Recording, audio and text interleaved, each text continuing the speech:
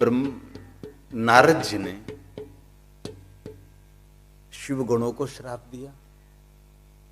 नारद जी ने भगवान विष्णु जी का अनादर किया। तो श्राप देने से, अनादर करने से नारद जी को क्या मिला? नारद जी को संताप मिला, उद्वेग मिला, अंदर से भयभीत हो गए।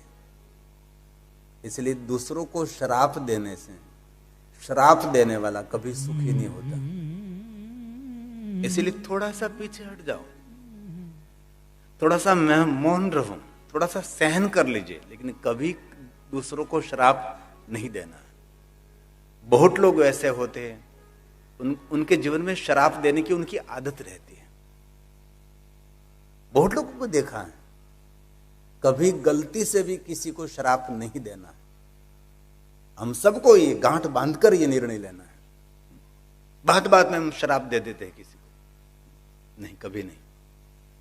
भगवान श्री हरि विष्णु जी ने कहा, नारद जी आपने श्राप दिया तो आपका जितना पुण्य था सभी पुण्य का क्षय हुआ। और बहुत सारे ऋषि मुनियों की कथाएं, ऋषि मुनि कभी किसी को श्राप देते थे, कभी कहीं न कहीं श्राप दिया है। हाथ में कमंडल रखते थे, हाथ में जल लेकर श्राप दे देते थे। तो श्राप देने के बाद ये ऋषि समाज के बीच में नहीं रहते थे। ये ऋषि हिमालय पहाड़ों के कंदरा में चले जाते थे। क्यों? क्योंकि उसको पता है कि मैंने श्राप दिया तो मेरा जितना पुण्य है सभी पुण्य मेरा समाप्त हो गया है। इसलिए फिर से ऊर्जा ग्रहण करने के लिए, वो तप करने के लिए चले जाते थे। इसलिए हमारे पास तो कोई पुण्य भी नहीं है, तो कितना कर्जा हो जाएगा। इसलिए आज से हम दृढ़ निर्णय लेंगे, कभी किसी को श्राप नहीं देंगे। भगवान विष्णु जी ने नारद जी को कहा, नारद जी आपने कितना बड़ा तप किया था, सभी देवता ऋषि आपको प्रणाम कर रहे थे, सभी जय जयकार कर रहे थे और शिव तुल्य आपको मानने लगे थे, और आपने श्राप दिया। आपका पुण्य का क्षय हुआ है, इसलिए आपके हृदय में संताप हो रहा है। और नारद, दूसरों का आदर करने से हमारा सम्मान रहता है। आपने अनादर किया, आप स्वयं आपकी दृष्टि से आप नीचे गिर गए। इसलिए दूसरी बात आज से हम सीखनी है, कोई भी व्यक्ति हो, जैसा हो वैसा, इसी रूप में उसको स्वीकारिए, उसका आदर करिए। और आप जैसा दुनिया में दूसरा नहीं है। हम लोग ऐसा मानते हैं कि हमारे जैसे ही होना चाहिए, ये कभी नहीं होगा। दुनिया विविधता से भरी हुई है, इसलिए आज से किसी का भी अनादर नहीं। आपका को अनादर करे तो आप पीछे हट जाइए, आप मौन रहिए, लेकिन आपका कर्तव्य है, आप दूसरों का कभी अनादर नहीं करेंगे तो आपका सम्मान, आपका मान, आपका आदर नित्य रहेगा। अब भगवान विष्णु जी नारद जी को कहते, नारद आपके हृदय में संताप इसीलिए हुआ है, आपने शिव जी की बात नहीं मानी। जो धर्म ग्रंथों के, महापुरुषों के, सज्जनों के, ऋषि मुनियों की बात नहीं स्वीकारता, उनको कोई सुख की अपेक्षा भी नहीं रखनी चाहिए। नारद अपने स्वयं शिव जी की बात नहीं मानी। अभिमान युक्त नारद आप जी विचरण कर रहे थे। सबसे बड़ा तो शत्रु अभिमान है नारद, और आप मोहग्रस्त हो गए। जितना व्यक्ति मोहग्रस्त रहेगा, इतना व्यक्ति मानसिक दुखी रहेगा। मोक्ष ऐसा कोई भाव नहीं कि मरने के बाद कोई स्थान पर ले जाते। मोक्ष का अर्थ है मोह का क्षय। आपने किसी को मान दिया, नहीं दिया, इसमें क्या फर्क पड़ेगा आपको जीवन को। आपने आपके सामने किसी ने मुस्कुराहट की, नहीं किया, मुंह लटका दिया, तो इसमें आपको क्या फर्क पड़ता है। और कुछ मिला नहीं मिला, इनमें कोई जीवन में फर्क नहीं होता। इसलिए मोह का त्याग, उनको कहे मोक्ष। नारद जी आप मोहग्रस्त हुए हैं, इसलिए आपके जीवन में जो खुशी, जो आनंद था, सब कुछ आनंद का अंत हो गया। तब नारद जी ने हाथ जोड़कर कहा, भगवान श्री हरि, भगवान विष्णु जी, मेरे हृदय में संताप हो रहा है, तो संताप में से मैं कैसे मुक्त हो सकूं, उनके बारे में मुझे कुछ मार्गदर्शन कर। मेरे हृदय में उद्वेग है, भय है, आप मुझे सुंदर मार्गदर्शन करें, अब मुझे क्या करना चाहिए। तब भगवान श्री हरि भगवान विष्णु जी ने नारद जी को सुंदर मार्गदर्शन किया है कि नारद, आपके हृदय में संताप है, संताप में से छूटने के लिए, संताप मतलब अशांति, कहीं चैन नहीं पड़ रहा है, और चैन के बिना जिंदगी भी नहीं चलती और साइकिल भी नहीं चलती, दोनों को चाहिए। तो भगवान मुझे मार्गदर्शन करे, अब मुझे क्या करना चाहिए। तब भगवान विष्णु जी ने, भगवान श्री हरि ने नारद जी को सुंदर मार्गदर्शन दिया है कि नारद, जब मनुष्य संतापग्रस्त रहता है, अशांति से भरा रहता है, तो अशांति को दूर करने के लिए पहली बात भगवान विष्णु जी ने, श्लोक भगवान विष्णु जी ने स्वयं ने गाया है। वक्ता विष्णु भगवान है और श्रोता नारद जी, और भगवान श्री हरि विष्णु जी ने नारद जी को कहा, नारद ये पहला काम करें, आपादमस्तकं सम्यं भस्मोदुल्य सादरम। हे नारद, ये बात याद रखें, आपके बाल में भस्म का त्रिपुंड करिए। नारद, भस्म का त्रिपुंड मन को शांति देने वाला है, और आदर के साथ, करने खातर कर लिया नहीं, सादरम, सबने किया तो मैंने भी कर लिया, ऐसा नहीं, आदर के साथ करें। ये भगवान विष्णु ने गाया है, आपाद मस्तकं सम्यग, पूरे अंग पर करिए भस्म का, सम्यंग, अंग पर भस्म का त्रिपुंड करो। शिव महापड़ ग्रंथ में बहुत बड़ा महात्म्य है, हर मनुष्य को 32 स्थान पर भस्म का त्रिपुंड करना चाहिए, लेकिन ये तो नहीं कर सकते हम। कम से कम बाल में भस्म का त्रिपुंड करिए। व्यवहार में और समाज में न कर सके तो जब भगवान की पूजा करने के लिए बैठते तब भस्म का त्रिपुंड करके बैठे। इसमें वीरता भी मिलती है और शांति भी मिलती है और खुशी भी मिलती है। एक पूरा विज्ञान है भस्म विज्ञान, श्रोत भस्म, स्मार्त भस्म, अग्नि भस्म, लौकिक भस्म, शिवाग्नि जनित भस्म, देवाग्नि जनित भस्म, वेदाग्नि जनित भस्म। भस्म का अर्थ है कोई वस्तु जला दी, उसका सार तत्व रहता है, उसको हम राख कहते हैं, खाक कहते हैं,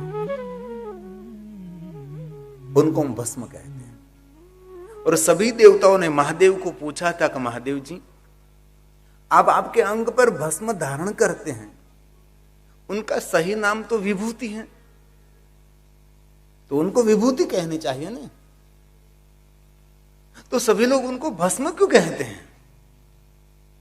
तब भगवान महादेव ने स्वयं ने देवताओं को कहा था, देवताओं, मैं जो मेरे अंग पर जो धारण करता हूं उनका सही नाम तो विभूति है, लेकिन विभूति को भस्म इसीलिए हम कहते हैं कि जो कोई मनुष्य अपने बाल में विभूति धारण करते हैं उनके जन्म जन्मांतर के पाप जलकर भस्म हो जाते, इसीलिए उसको भस्म कही जाती है।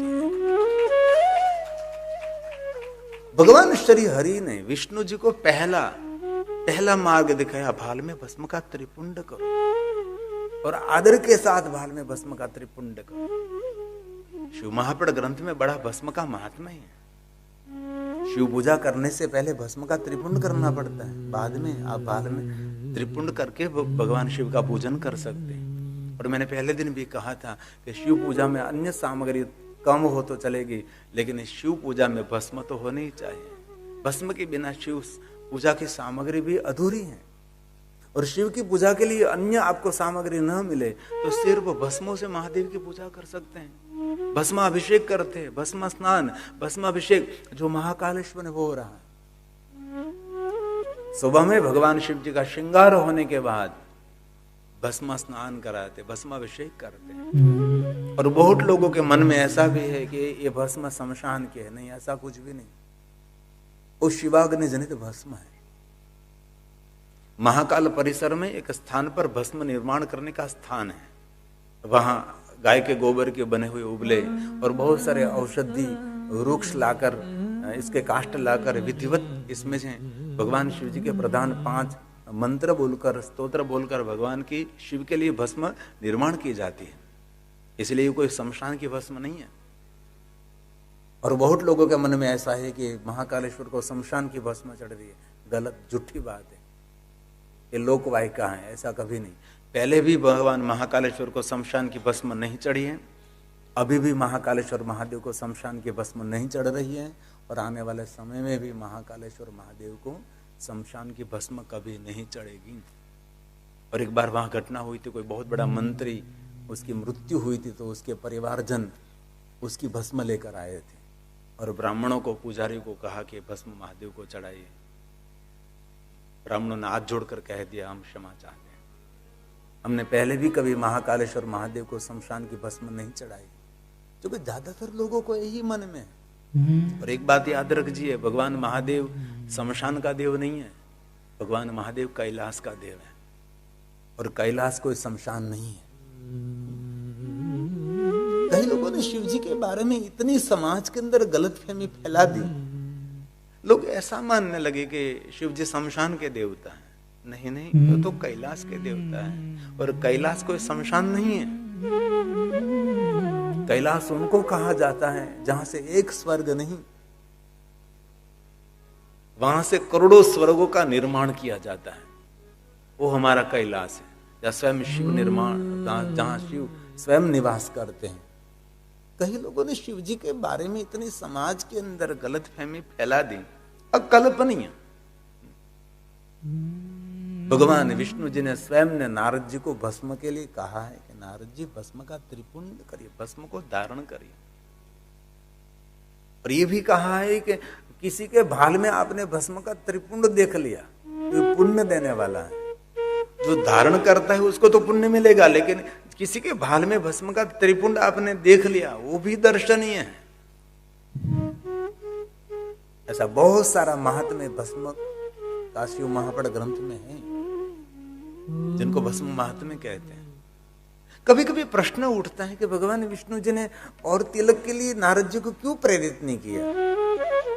भगवान विष्णु जी ने नारद जी को भस्म के त्रिपुंड के लिए कहा, क्योंकि भस्म का त्रिपुंड ये भगवान शिव जी की भक्ति का एक प्रतीक है। इसलिए आप बाहर जाते हैं, ऑफिस में जाते, तब आपसे न हो सके कोई बात नहीं, लेकिन जब घर में हैं और भगवान की पूजा कर रहे हैं, भाल में भस्म का त्रिपुंड न हो सके तो भस्म की बिंदी करें। शिव जी को बहुत प्रिय है। महादेव ने एक बार पार्वती को कहा था कि पार्वती, कोई पुरुष उसकी पत्नी के भाल में सिंदूर देखकर जितना प्रसन्न रहता है, इतना ही मैं प्रसन्न किसी के भाल में भस्म को देखकर रहता हूं।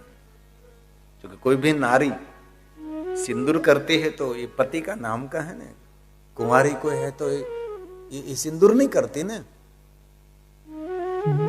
उसकी पति की उपस्थिति का ये प्रतीक है ये सिंदूर। जो कि अब तो बहुत बहनें कम सिंदूर पूरने लगी हैं, पहले तो यहां से यहां तक सिंदूर पूरती थी, अब तो इतना छोटा हो गया, पति भी छोटा और सिंदूर भी छोटा। दुनिया बदल रही है, परिवर्तन सब कुछ हो रहा है।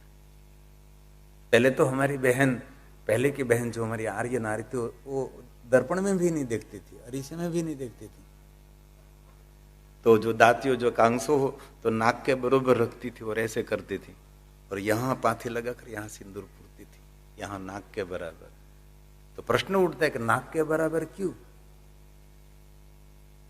तो मस्तक पर सिंदूर इसीलिए पूरती थी नाक के बराबर कि मैं अभी मेरे ससुराल में हूं, मेरा पति का नाक और मेरे पिता का नाक रखना मेरा मस्तक का कर्तव्य है, इसीलिए। अब तो पैंथी भी नाक के बराबर नहीं, सिंदूर भी यहाँ रहू तो रे, मारा बाप न हो जाऊं तो आ ले। अब तो पूरी दुनिया बदल गई, बाप नु के पति नु रहू तो रे, न रहूं तो आ ले मारे शू। और बहुत सारे मोटिवेशन कर भी ऐसे होते हैं, आपकी सुख की इच्छा करें, आप जिए, ये स्वार्थ भाव नहीं होना चाहिए। हम भी जिए और दूसरों को जीने दीजिए, आप भी आनंद में रहे और दूसरों को आनंद में रखने का प्रयास करें। बहुत सारे मोटिवेशनकार ऐसे होते हैं, लोगों को स्वार्थी बना रहे हैं। नहीं, हमारे शास्त्र सम्मत जो बात है वही उनका स्वीकार करें। तो स्वयं शिव जी ने पार्वती को कहा कि पार्वती, कोई पुरुष उनकी पत्नी के भाल में सिंदूर देखकर प्रसन्न रहता है तो मेरे नाम का है, वैसा ही मैं प्रसन्न रहता हूं किसी के भाल में भस्म का त्रिपुंड देखकर। बहुत सारा महात्म्य शिव महापड़ ग्रंथ में। और भस्म का दूसरा अर्थ है नाशवंत। जो कुछ दिखाई दे रहा है सब कुछ नाशवंत है, सत्य है। दुनिया, ये भुवन, सब कुछ तो नाशवंत है नहीं है, पता नहीं, लेकिन इस सुंदर सुवर्ण जैसा शरीर आज ने तो कल, ये तो सत्य है, मुझे कहना नहीं पड़ेगा। इस शमशान की भस्म ही है और कुछ भी नहीं है। रामचरितमानस में भगवान महादेव जी ने भवानी को कहा कि मेरा अनुभव है भवानी, जो कुछ हमारी आंखों के द्वारा हम देख रहे हैं सब कुछ नाशवंत है, कुछ भी नहीं रहेगा, मेरा अनुभव है। और शिव जैसे अनुभवी कौन? जान पोगे रवि, रवि मतलब सूर्य, ये रवि हमारा रवि, ये भी कथा का प्रकाश मिल रहा है, वो भी रवि, दुनिया को प्रकाशित कर रहा है वो भी सूर्य, वो भी रवि।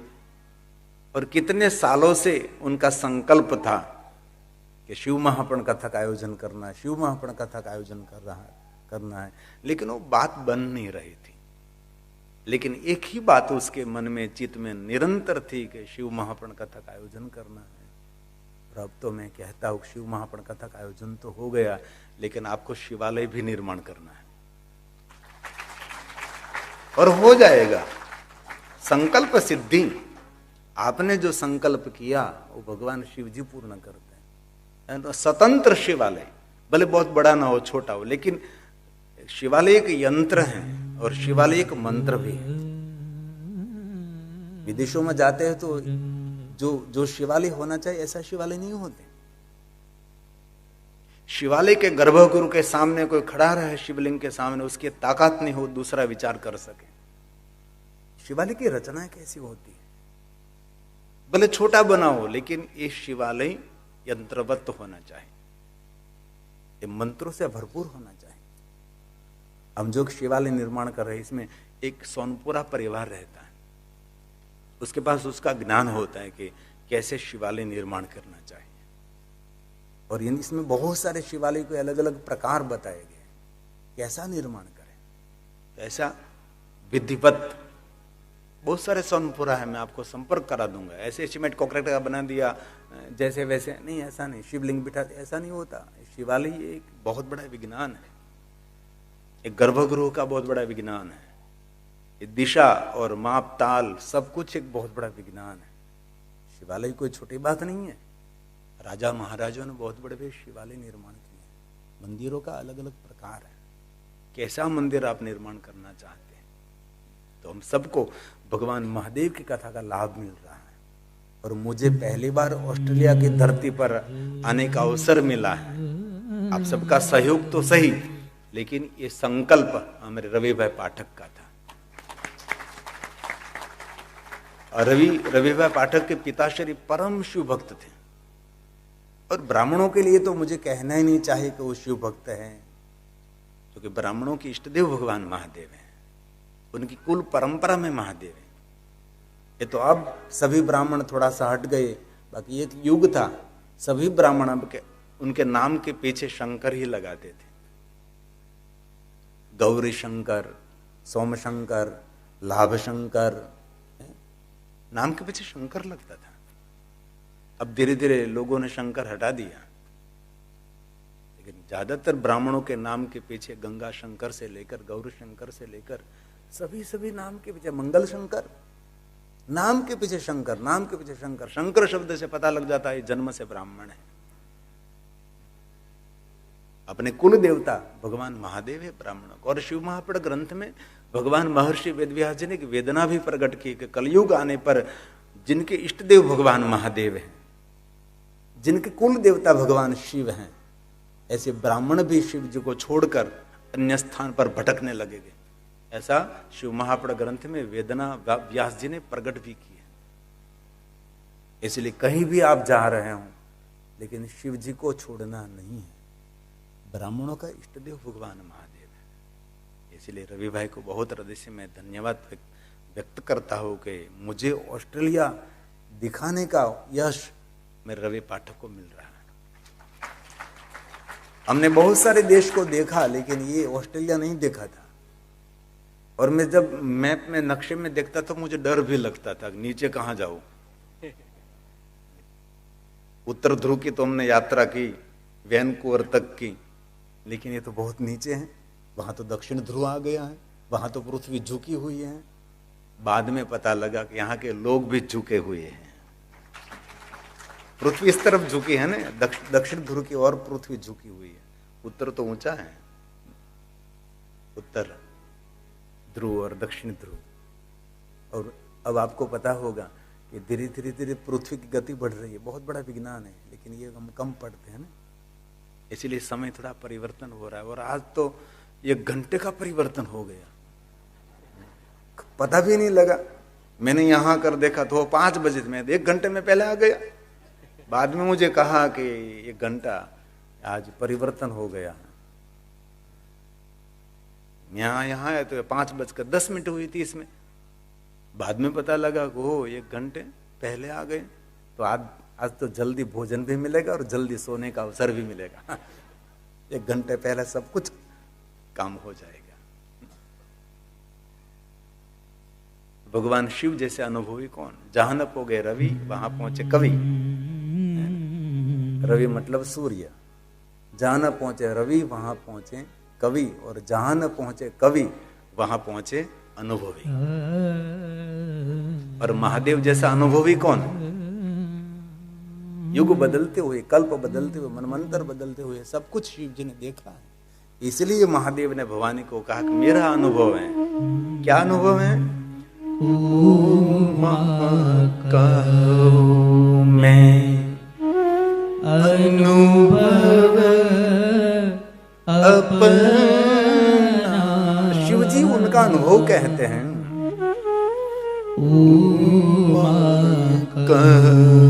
मैं अनुभव अपना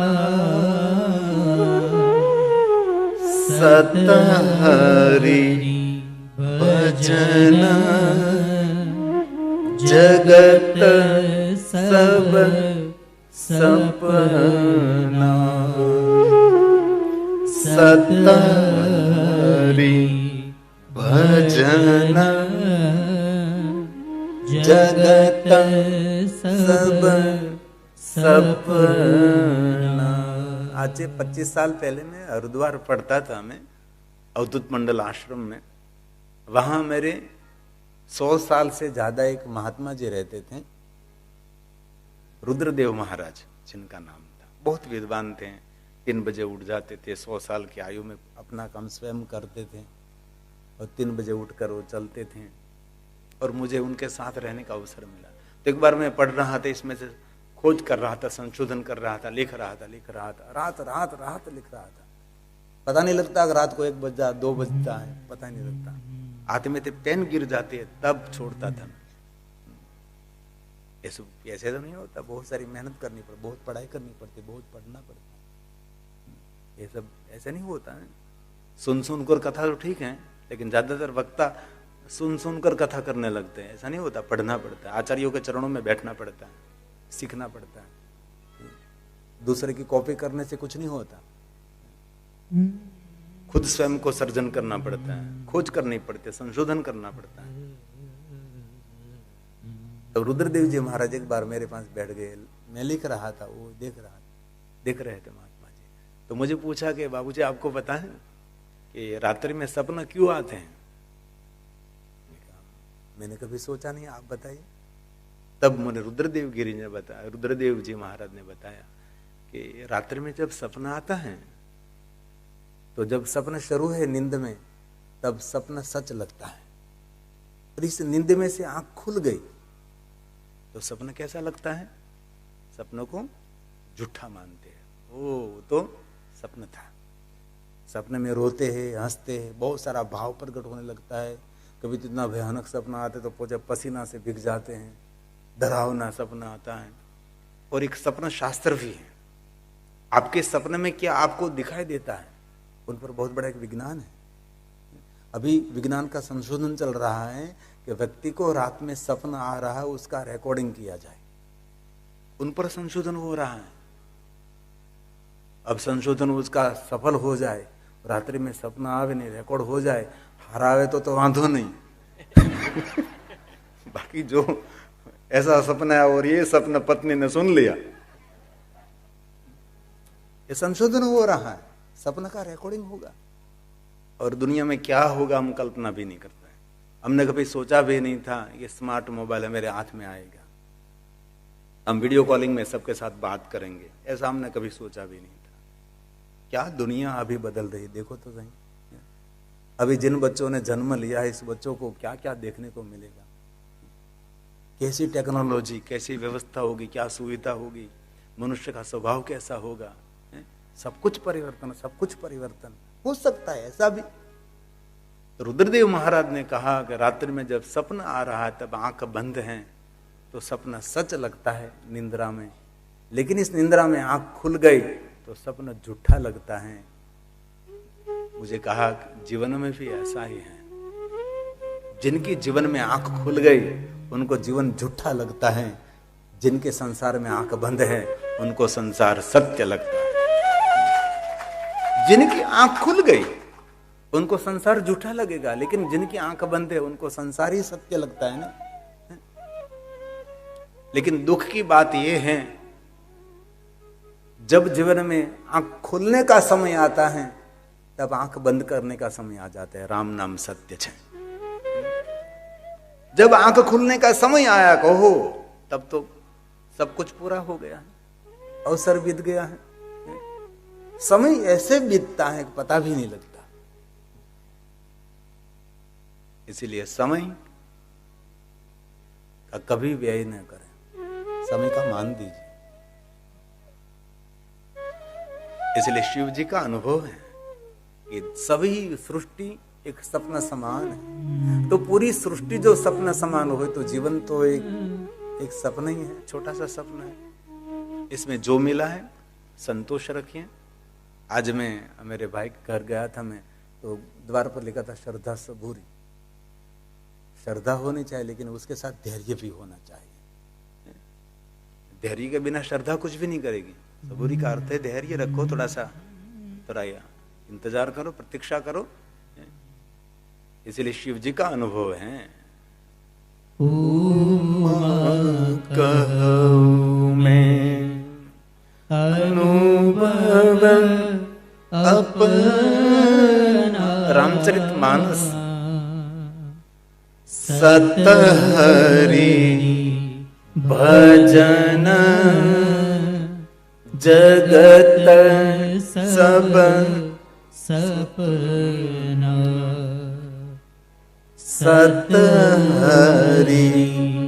भजन जगत सब सपना। जगत तो सपना समान हो तो जीवन का कोई मूल्य ही नहीं समझो, लेकिन मूल्यवान जीवन बनाइए। बाकी धरती पर बहुत लोग आए, बहुत लोग चले गए, कोई किसी को कोई याद नहीं करता और इस सृष्टि को कोई फर्क नहीं पड़ता। आप आए हैं, आप गए हैं, कुछ भी नहीं।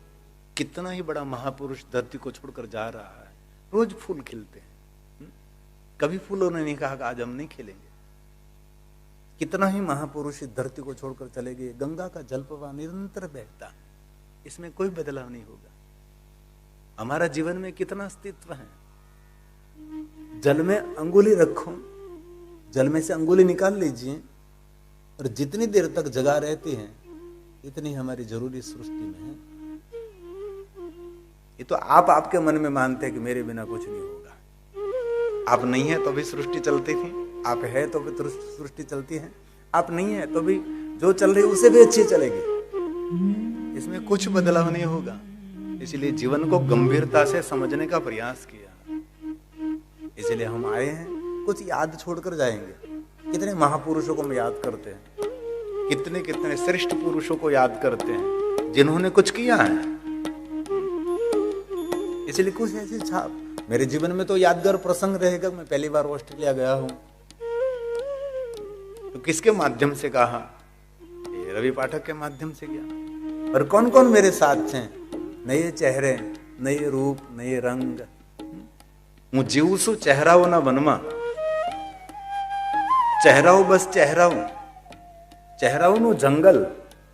कोई रूपाड़ा, कोई कदरूपा, कोई ज्ञानी, कोई अज्ञानी, कोई सुंदर, कोई असुंदर, कोई क्रोधी, कोई अभिमानी, कोई अहंकारी, कोई सरल, कोई नम्र, कोई ज्ञानी, कोई विद्वान, कोई तपस्वी, कोई भक्त। ऐसे चेहराओं का वन में हमारा जीवन तो ऐसा ही है। चेहराओं का जंगल है, सामने एक वन है, कितने कितने चेहरे। लेकिन बहुत सारे चेहरे ऐसे होते हैं, उसका वाणी वर्ताव, उसका रहन सहन हृदय में उसकी फोटो पड़ जाती है, उसके चेहरे को याद रख लेते हम। इसलिए जीवन मिला है, दो पंक्ति याद रखिए।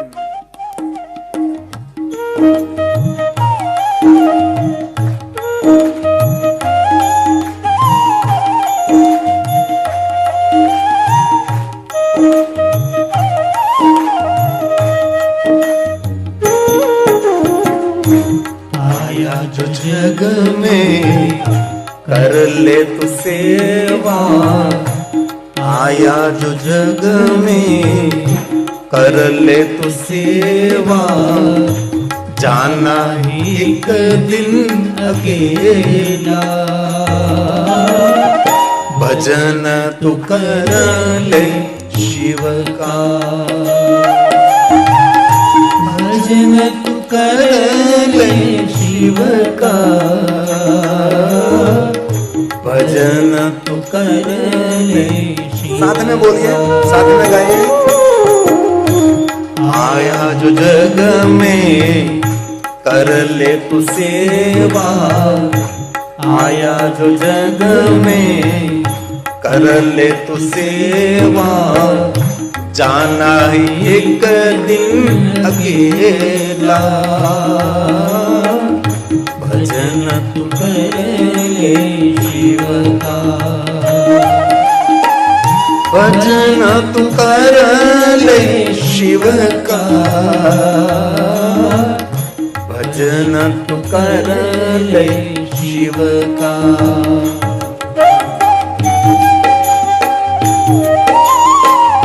हे महादेव, हे महादेव, हे महादेव।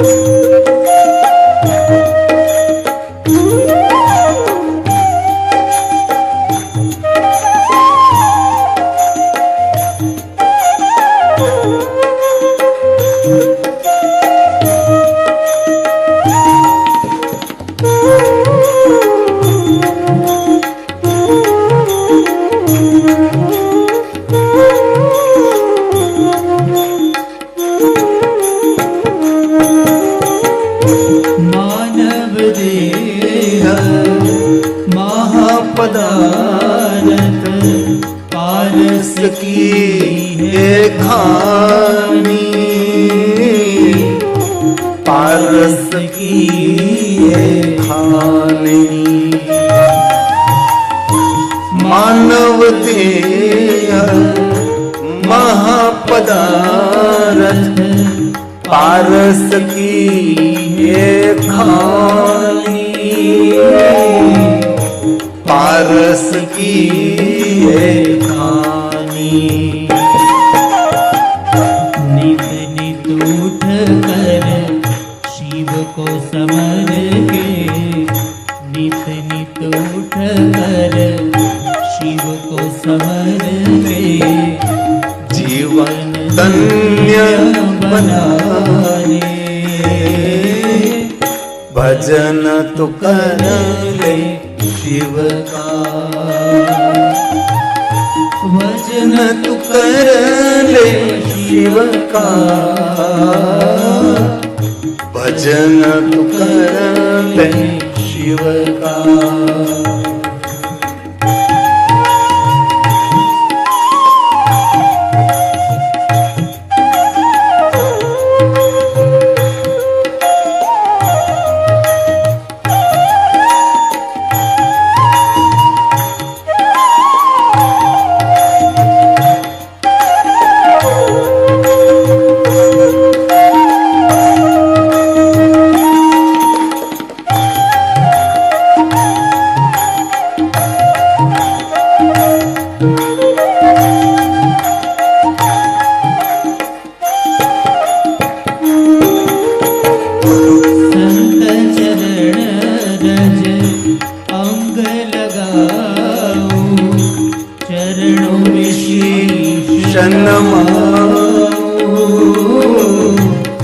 चरणों में शीश नमाऊं।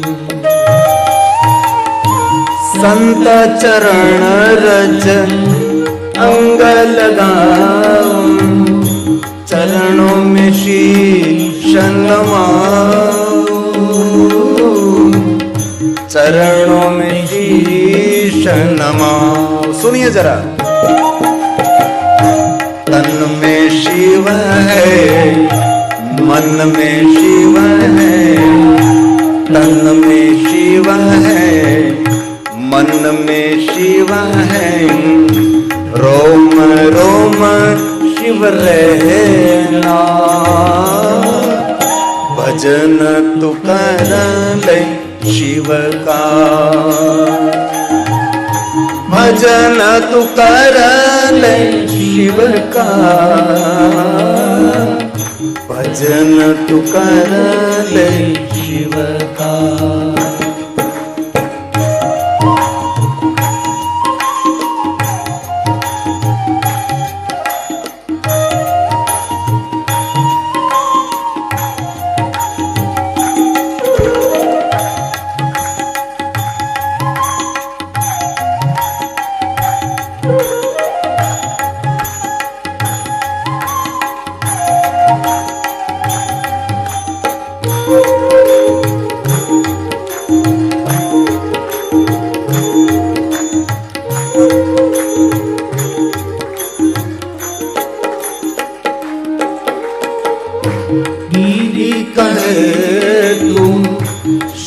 को समर ले भव सागर तर जावे, भव सागर तर जावे। गिरी कहे तो शिव को समर ले भव सागर तर जावे, भव सागर तर जावे। मानव गावे दानव गावे, मानव गावे दानव गावे, सब देव शिव गुण गावे। भजन तू कर ले शिव का, भजन तू कर ले शिव का, भजन तू कर ले शिव का। आया जो जग में कर ले तू सेवा, आया जो जग में कर ले तू सेवा। जाना एक दिन अकेला, भजन तू कर ले शिव का, भजन तू कर ले शिव का, भजन तू कर ले शिव का।